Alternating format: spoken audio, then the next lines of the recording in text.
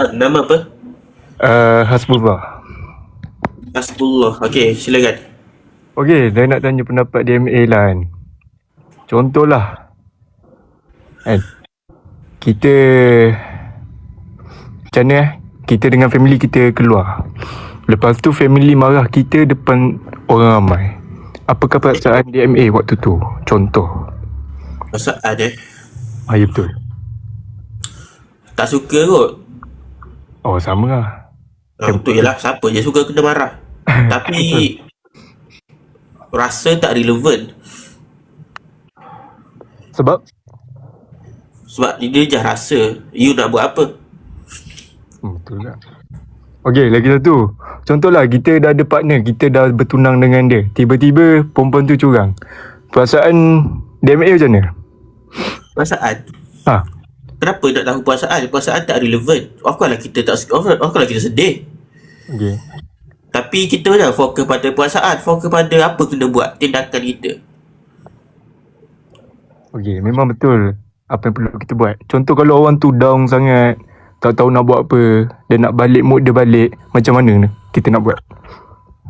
Dia tak boleh fokus pada perasaan. Dia kena fokus pada tindakan. Walaupun dia sedih, dia kena buat apa yang dia patut buat. Faham tak?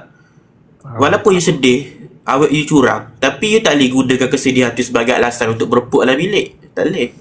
Perasaan tak relevan. Faham tak? Fokus tindakan. Apa you patut buat.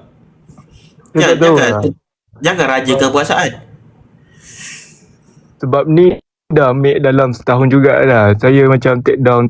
Tak tahu nak bangkit dengan cara macam mana. Even saya dah tunang dengan dia tapi dia curang. Saya tak tahu. Saya macam aduh. Tak tahu nak buat apa. Faham? Tapi kalau you layan perasaan tu and you duduk dalam bilik, yang rugi je you. Dia tak jadi apa. Nangis dia tak menyebabkan realiti tu berubah. Tak jadi apa. So, kita kena tengok kenapa dia curang. Pertama. And kita ubah diri kita supaya lain kali dah tak kena curang. Awak curang kita sebab dia jumpa lelaki yang lebih baik. Itu je. Kalau awak tu dia tak jumpa lelaki lebih baik, dia takkan curang punya. Mana ada perempuan dia curang dengan lelaki yang teruk pada kita. Mesti lelaki better pada kita. Okey lah. Faham tak? Faham. So you kena upgrade. Kena upgrade diri.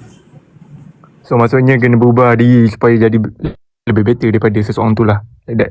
Kena upgrade diri supaya kita jadi lelaki yang lebih tinggi value dia atau status dalam masyarakat. Okey, Aisyah. Faham. Terima kasih. InsyaAllah saya akan berusaha. Okay, welcome. Thank you DMA. Welcome. Aku sayang kau.